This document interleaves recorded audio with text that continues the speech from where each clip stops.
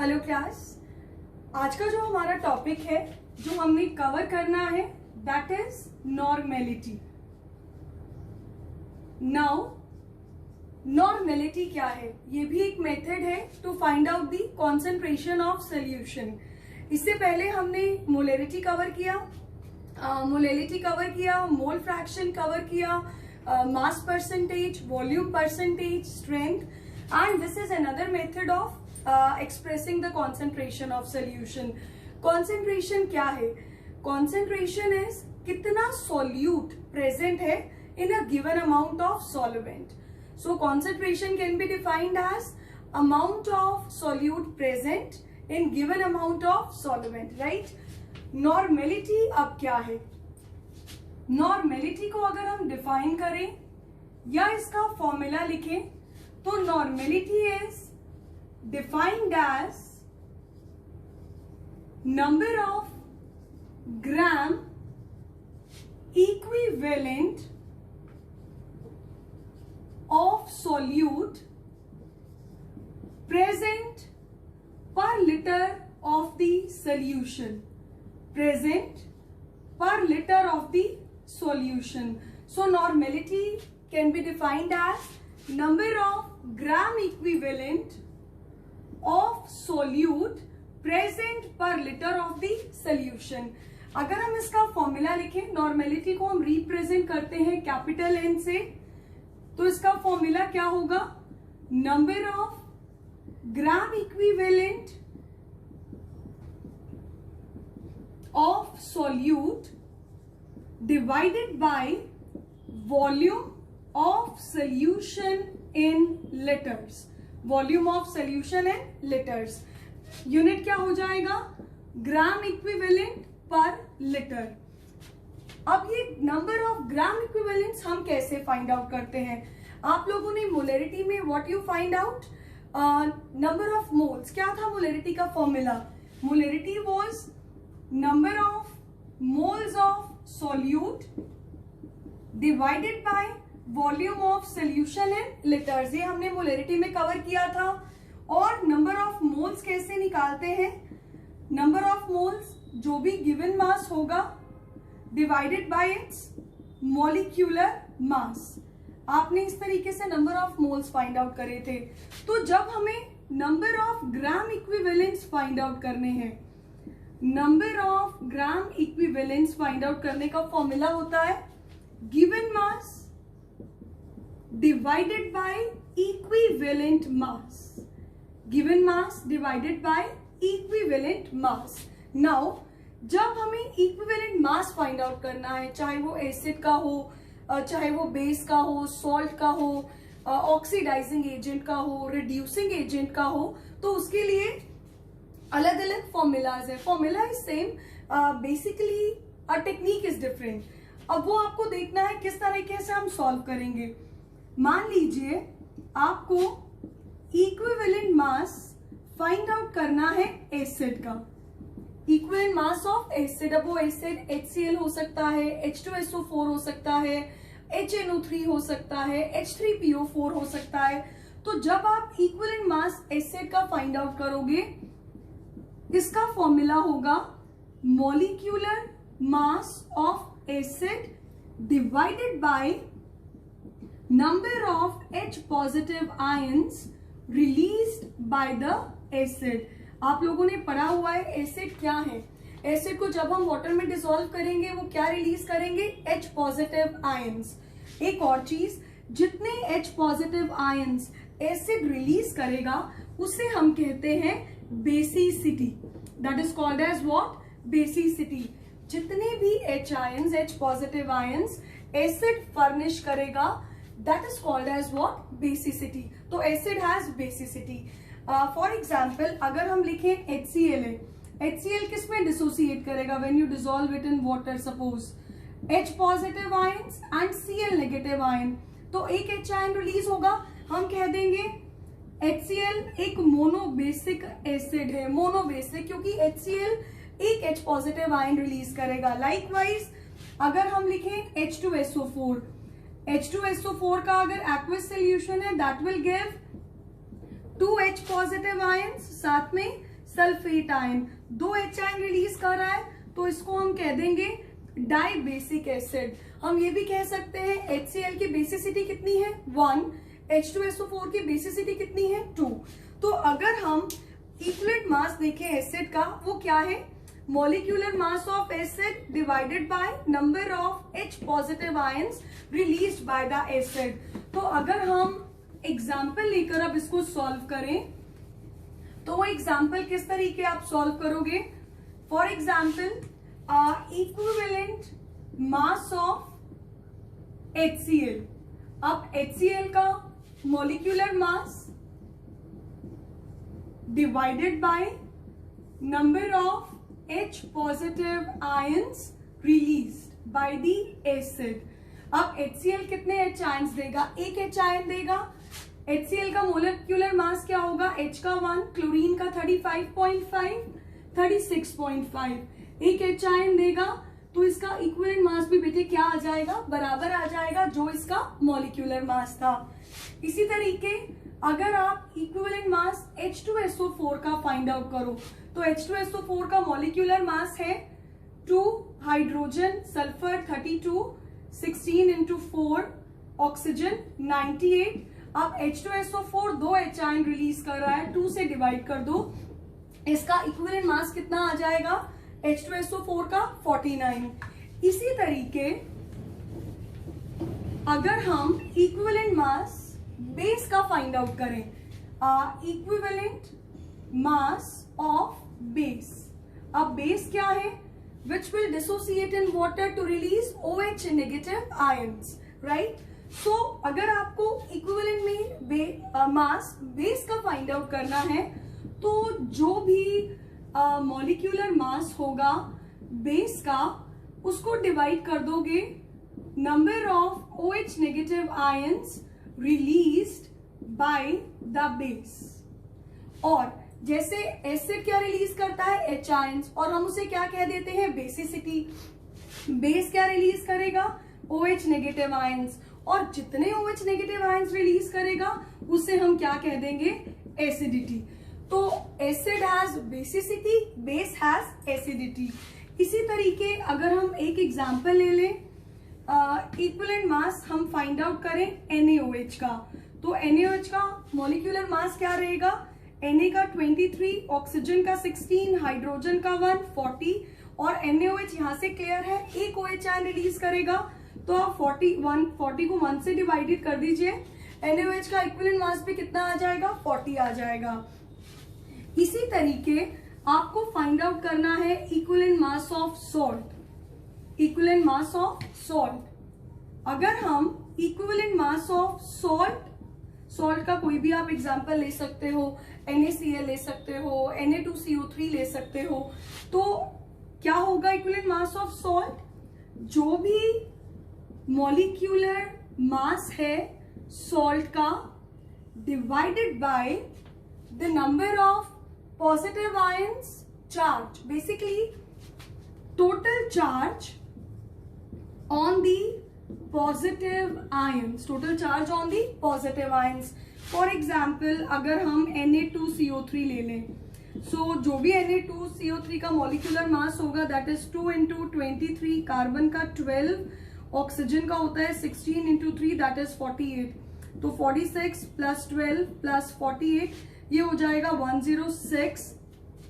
और Na positive, 2 Na positive ions है, तो आप 2 से डिवाइड कर देना, इसका इक्विवेलेंट मास कितना आ जाएगा 53 आ जाएगा। इस तरीके से हम फाइंड आउट करते हैं equivalent mass of acid, base, salt. Likewise आपको इक्विवेलेंट मास फाइंड आउट करना आना चाहिए किसी भी ऑक्सीडाइजिंग या फिर रिड्यूसिंग एजेंट का, उसका भी फॉर्मूला हमें पता होना चाहिए।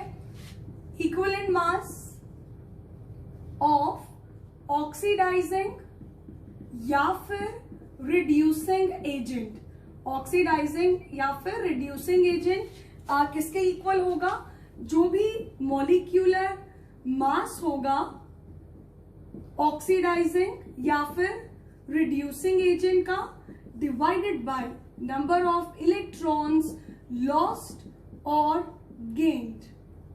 by the oxidizing or reducing agent.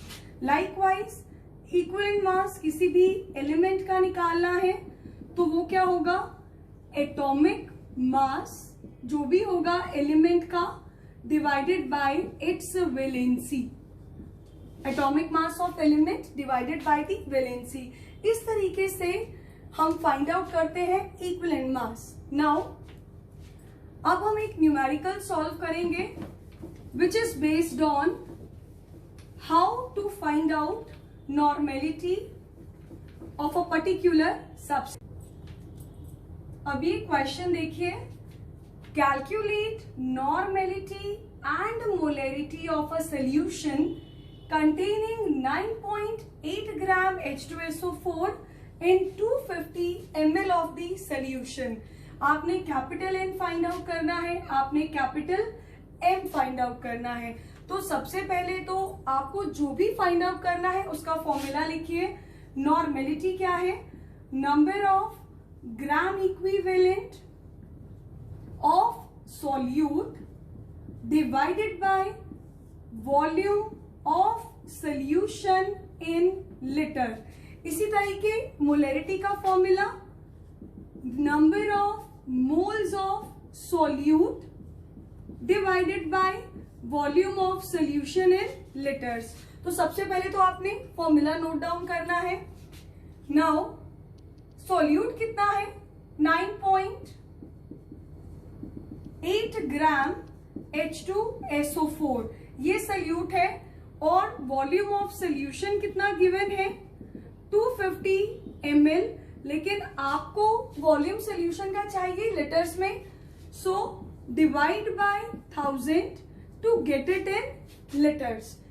अगर हम पहले सपोज मोलरिटी की तरफ चलें तो molarity number of moles divided by volume solution का लीटर्स में। अब नंबर ऑफ मोल्स हम कैसे निकालें, आपने पढ़ा है नंबर ऑफ मोल्स क्या होता है, जो भी मास गिवन है, given mass divided by the molecular mass. Given mass कितना है H2SO4 का, 9.8 ग्राम, और मॉलिक्यूलर मास कितना होता है H2SO4 का, 98 ग्राम पर मोल। आप इसको डिवाइड कर दोगे 0.1 मोल आ जाएगा। ये रहा number of moles. Now molarity find out कर दो यहां से। नंबर ऑफ मोल्स कितने आए, 0.1, वॉल्यूम कितना आ गया लीटर्स में, 0.250 लीटर्स, 0.1 मोल आए, और इतने लीटर वॉल्यूम आया सोल्यूशन का। तो यहां से आंसर आ जाएगा 0.4 मोल्स पर लीटर, या फिर 0.4 कैपिटल M। तो ये हमने पहला पार्ट सॉल्व किया, मोलरिटी। अगर हम अब नॉर्मेलिटी देखें, नॉर्मेलिटी क्या रहता है, number of gram equivalent solute के divided by volume of solution in litres. Number of gram equivalents हम कैसे निकालेंगे, नंबर ऑफ ग्राम इक्विवेलेंट्स किस तरीके से निकालेंगे, गिवन मास, जो भी गिवन मास है 9.8 ग्राम है, डिवाइडेड बाय इक्विवेलेंट मास। अब इसमें देखिए इक्विवेलेंट मास कैसे आप फाइंड आउट करोगे H2SO4 का, equivalent mass of H2SO4, H2SO4 का जो भी मॉलिक्यूलर मास होगा उसको किससे डिवाइड करोगे, 2 से, क्योंकि H2SO4 डाइबेसिक एसिड है, डिसोसिएट करने के बाद 2 H आयन रिलीज करेगा। तो इसका मॉलिक्यूलर मास था 98, 2 H आयन से डिवाइड कर दिया तो 49 आ जाएगा इसका equivalent mass. So number of gram equivalents कैसे आएंगे, गिवन मास कितना था, दैट वाज 9.8, और इक्विवेलेंट मास आपने कितना फाइंड आउट करा, 49। तो यहां से क्या आ गए, number of gram equivalents. And normality क्या हो जाएगी, नंबर ऑफ ग्राम इक्विवेलेंट्स जो कि है 9.8 डिवाइडेड बाय 49, और volume of solution in litres कितना है, 0.250 लीटर्स। आप इसको सॉल्व कर लोगे, you will get the answer of normality. So this is one question जो एक्सप्लेन कर रहा है हम किसी भी सोल्यूशन का नॉर्मेलिटी या मोलरिटी कैसे फाइंड आउट करेंगे। अब नॉर्मेलिटी और मोलरिटी में एक रिलेशन भी है जो हम अभी आगे सॉल्व करेंगे। जब हम स्टार्ट करते हैं, what is the relation between normality and molarity. अब इस पे क्वेश्चन आ सकते हैं क्योंकि डायरेक्ट फॉर्मूला आ जाएगा when we derive this relation which can be used in competitive exams या बोर्ड्स, उसमें बहुत इंपॉर्टेंट है ये। तो सबसे पहले आप फॉर्मूला लिखिए। आपने पढ़ा है नॉर्मेलिटी क्या है।